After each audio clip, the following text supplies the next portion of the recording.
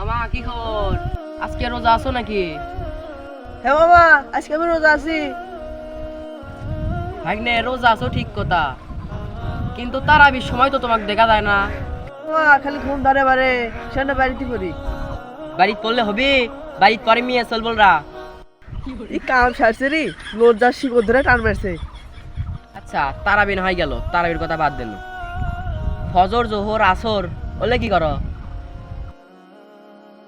কি ব্যাপার ভাগ্নে, কথা বলছো না যে? ইসলামের পূর্ণাঙ্গ শর্ত হচ্ছে কালেমা, নামাজ, রোজা, হজ, জাকাত। এখানে নামাজ তোমার দ্বিতীয় স্থানে পড়ে। প্রথমে কালেমা পড়ে মুসলমান হতে হবে, তারপরে তোমার নামাজ পড়তে হবে, তারপরে রোজা রাখতে হবে। তুমি রোজা রাখো কিন্তু নামাজ পড়ো না, এটা ঠিক না।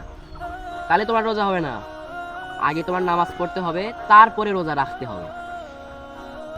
হ্যাঁ মামা, আমি বুঝতে পেরেছি। কি বুঝলা? কাল থেকে রোজা রাখার সাথে সাথে নামাজ পড়বা তো?